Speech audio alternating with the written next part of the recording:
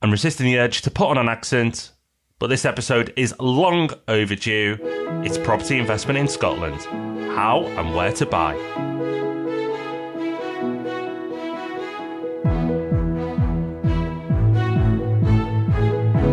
Wise move there, Mr. B. Yes, hello and welcome. This is episode 210 of the Property Podcast. We're talking about property investment in Scotland at last. It's an investment location that's becoming on more people's radars recently, and there's some important differences in how the system works. So you'll need to know about that. You'll need to know where you might want to be looking to buy. We're going to be talking about all of that in this episode, and we've got an exciting little announcement for our Scottish listeners at the end as well. Oh, we certainly have. You're going to be excited about this one. Yeah, long overdue this one, Rob. We've done an Ask Rob and Rob on Scotland, but after it we felt, no, that's not enough. We need to go further. So that's why this episode's here. And similar, the budget seems to have gone on further. When we thought it was all done and dusted, they seemed that it wasn't, and they've changed their minds. And that's what we're focusing on in this week's news story. Yeah, it's funny. There wasn't really much in the budget, and then the big thing that was in there now isn't. So this is the changes to national insurance that were going to happen. Everyone got very annoyed because it seemed like they were going back on what they were said. So instead of going back on what they said they were going to do first, they went back on going back on what they said they were going to go back on, and now they're not doing it. Is that right? I'll say yes. So national insurance is staying where it is. That's it, really. I was hoping that they might go back on the changes to the dividend-free tax allowance ban, which has gone from 5,000 to 2,000, because that's the bit that annoyed me, the fact that they only brought it in a year ago, and now they're saying, oh, well, this isn't fair, so we're taking it away. Well, he shouldn't have brought it in then. But understandably, there's less popular appeal for that, so it's not happening. But anyway, that's the budget, even less in it now than before, which we're not going to complain about because we'd be probably quite happy with a similarly nothingy budget when we get our second one later in the year. It's like they didn't think it through, Rob, which is which is bizarre, really. That can't be the case, but it does look like that. Politicians better watch out because they're going to start getting a bad reputation soon. Well, and we didn't want to get a bad reputation in Scotland. So this long overdue podcast is here. But this isn't just for people in Scotland, because as Rob rightly said at the top of the show, Scotland has a lot of interesting things happening to it. And that's not just independence, which I'm sure we'll touch on, or the potential of independence. But the market itself is a really interesting place. Not just the areas to buy, but obviously the differences in how to buy. So that's what we're going to look at this week.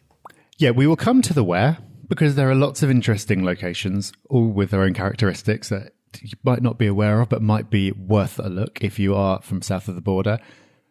But before even thinking about that, it's really important to know about the differences to the property buying process, because it is quite different. Broadly, I think it's better, but it is important that you know, because otherwise you could end up not knowing about some of the advantages and then tripping over some of the things that you weren't aware of. So let's quickly run through, Rob, the process of buying a property in Scotland. And it starts right at the beginning with a very useful document that us people used to buying down south won't be used to having.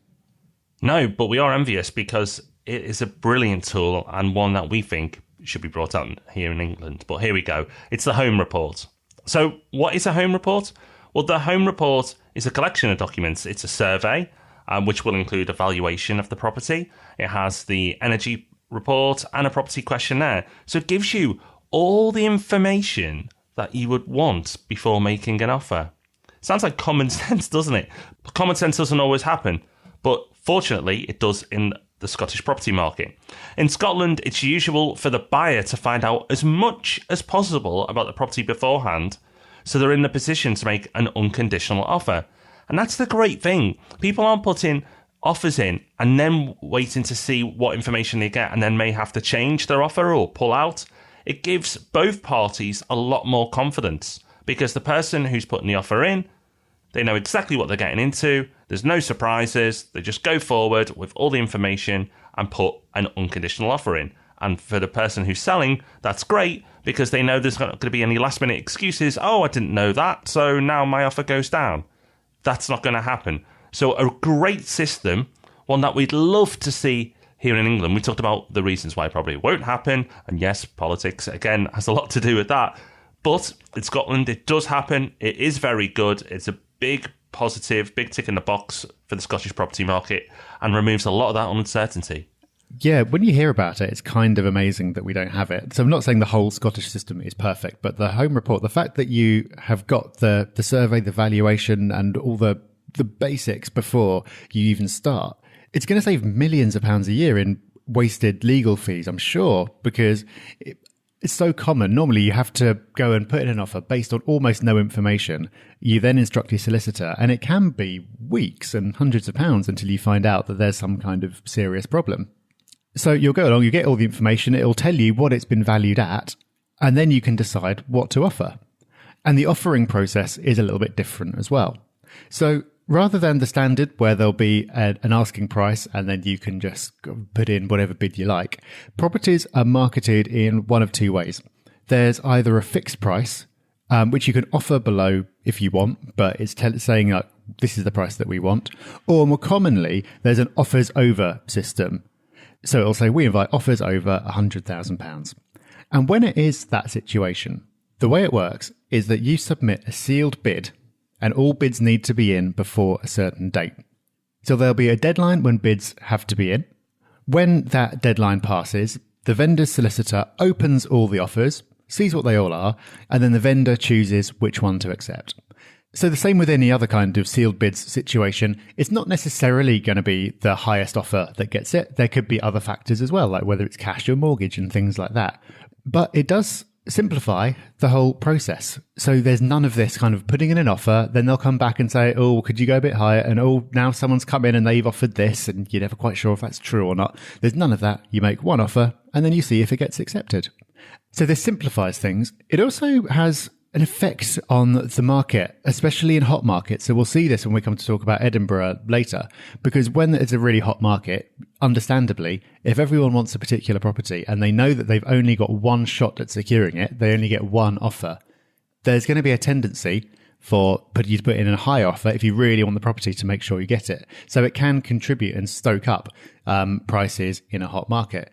It's the same as if you remember London, or indeed most of the country before the crash, you routinely had sealed bids, and that was really stoking things up. Estate agents do it that way on purpose.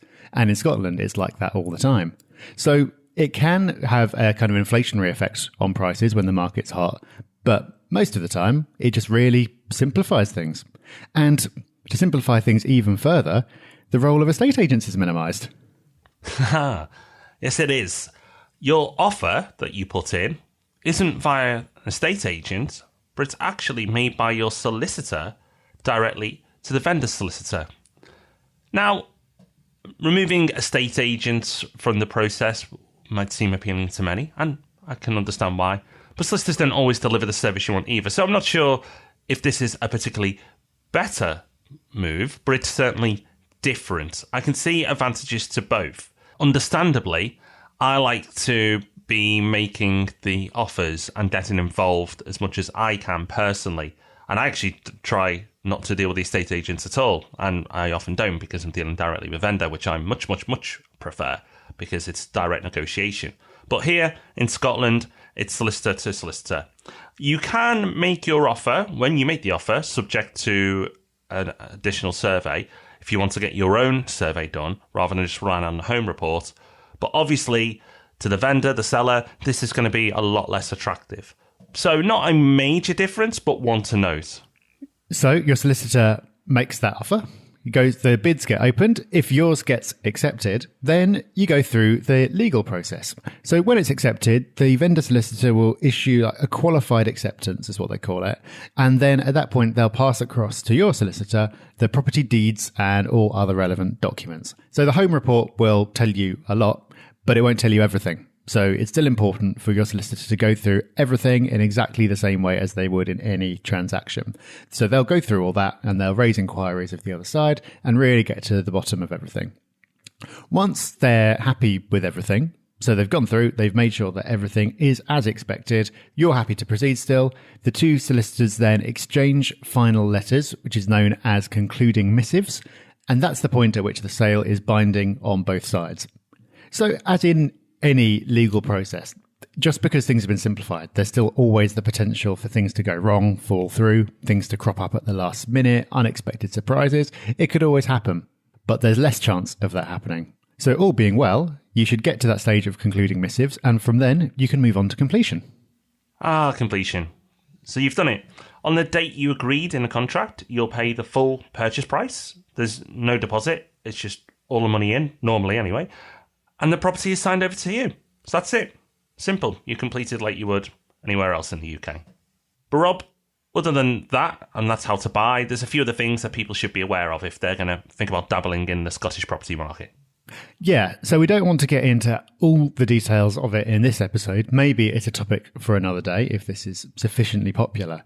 But buying the property is different. But of course, that is just the start. At that point, you own it. You're, of course, going to want to put tenants in there.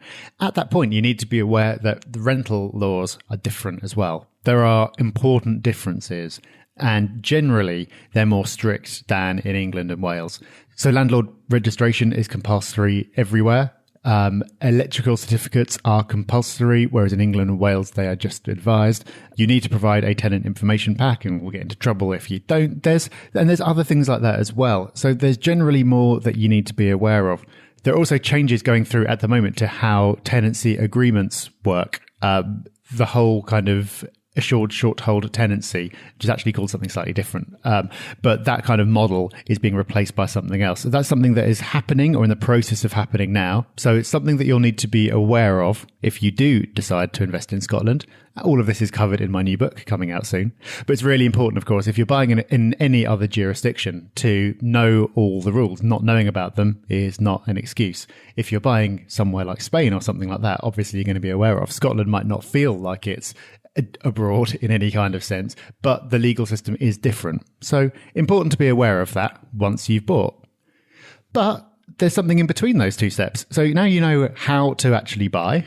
And we said that when it comes to actually managing the property, there are things you need to be aware of.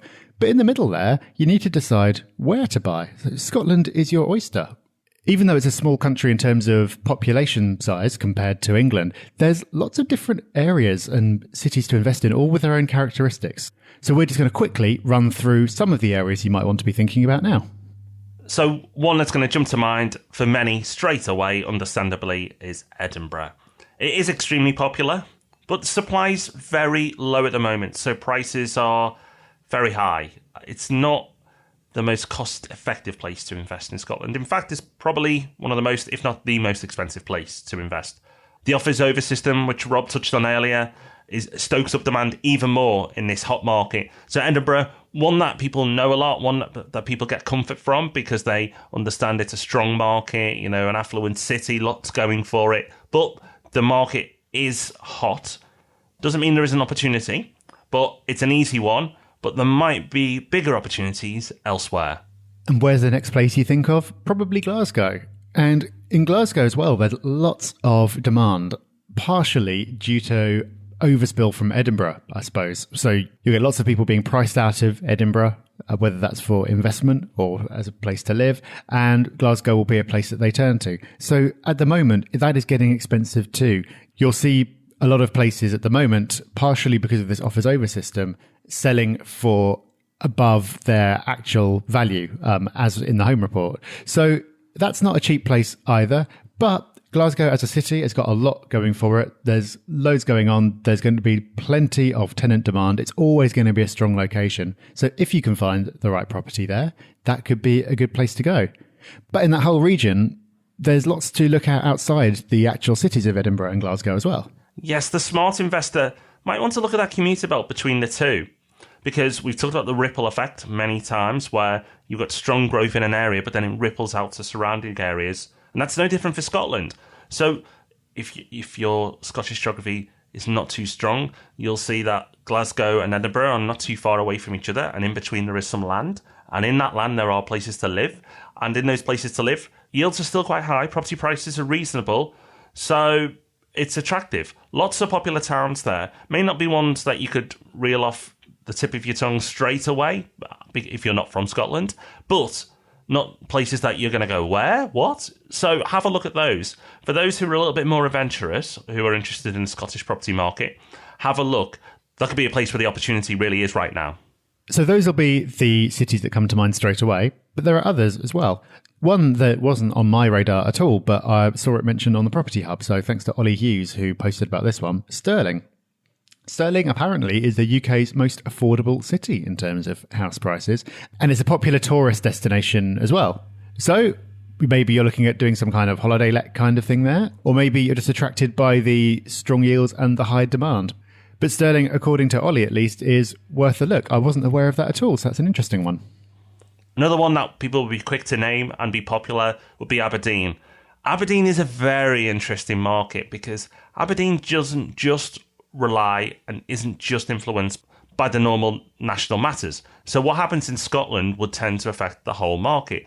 But Aberdeen's different because Aberdeen is so dependent on the oil industry that even if Scotland wasn't doing well, but oil was doing really well, Aberdeen would push on. And vice versa. If Scotland was pushing on, but oil prices were low, Aberdeen would struggle. And that's what's happened recently. Oil prices over the last few years have come down from previous highs. And so has the Aberdeen property market. It's been falling. And last year, property prices in Aberdeen fell further than any other place in the UK. And that is directly linked to oil prices coming down.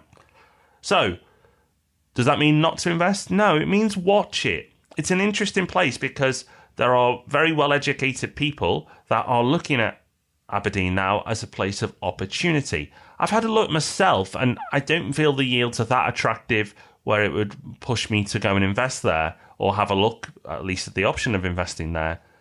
But if they fall further, then it could get my attention again. But right now, not for me.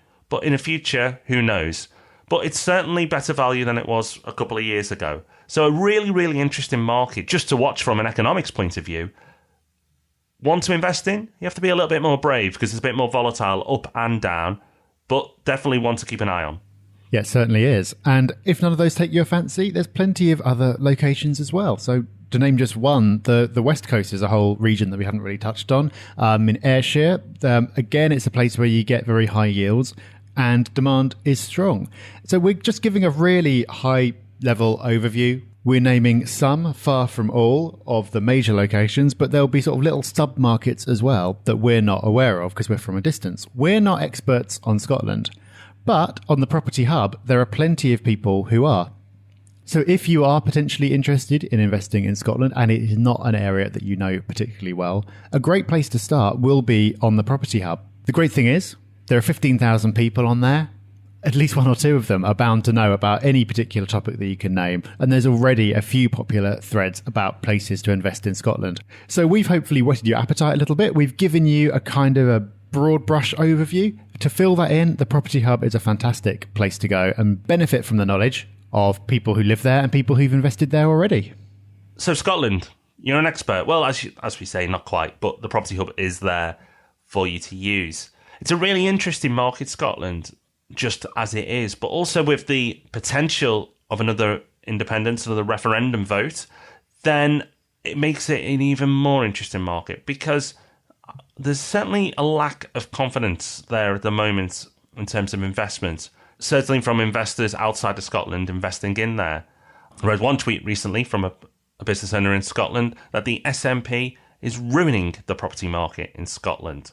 Now, we're not going to get into politics and don't know enough to comment either, but when there's vulnerability, there's often opportunity. So it's a really interesting market. It doesn't mean, right, okay, if you've been doing something really well, now drop that and move somewhere else. You know, Rob and I are still going to be invested in the Northern Powerhouse and regions around it because that's where we believe right now. But it's always good to keep an eye on other areas. You know, as I said, had a look at Aberdeen, wasn't quite right, but it was interesting. We talked about Belfast before. You know, that's an interesting market as well. Probably missed the boat a little bit on that one, but keep an eye on these other areas. Yes, where you're investing right now might be the best place, but it might not be in 3, 4, 5 years' time. So it's always good to have these other areas on your radar. Because where we're investing today, we probably almost certainly won't be investing in 5, 7 years' time. So you've got to move with the market. If that's your strategy, if you just want to stay local, you stay local, and we'll take you around the world instead with the podcast. Okay, so a little bit more about Scotland coming up after our resource of the week, which I'm quite excited about. But before we can get to any of that, we must read out an iTunes review. We must. And this week it's from Anish, who I'm sure is from Scotland now. I don't know, actually. But anyway, Anish, thank you for your review. And Anish says, I've just got to say, what a fantastic podcast you both created. It's nice to hear you down-to-earth, honest and realistic advice being given with tips for landlords and investors. The information you provide is excellent for all investors, new and old. And the fact that you've done this for free is incredible. I've only listened to the last 30 or so podcasts, but I'm slowly working my way back through them, and you've brightened up my commute to work every day. Keep up the great work, and thank you. Well, thank you. Thank you for taking the time to leave us a review. More reviews than any other business podcast on iTunes, and more 5-star reviews, most importantly. So thank you so much. Yep, that is awesome. Thank you to everyone who's left us a review. Let's try and repay you in some small way by throwing a resource of the week your way. I really like this one. I think you're going to like this, Rob. This is a Chrome extension. We always like Chrome extensions. My friend Patrice told me about this one, so thank you to him. It's called Subliminal Affirmations. So you're probably familiar with the idea of affirmations. So it's like repeating something like, I am awesome, over and over again until you believe it and it starts to manifest in your life in some way. You're probably familiar with subliminal stuff. So like subliminal advertising, actually not allowed anymore in things like movies because it's too effective. If you flash up a super quick image of a can of Coke, people will go and buy Coke. It's so powerful that it's actually banned in certain contexts. This is a Chrome extension that brings those two things together. So it lets you set affirmations, like little messages that you want to worm their way into your subconscious, and then it subliminally flashes them up at you while you are browsing the internet. It sounds a bit mad. It perhaps is a bit mad. Whether it makes any difference to anything or not, I don't know. But I've had it installed for a couple of weeks and I'm feeling more awesome. So maybe there is something to it. We should bring one of these out ourselves, Rob. Listen to the podcast. Share the podcast with your friends. Leave a 5-star review. I don't know why it'd be in that voice. Subliminal, I don't know.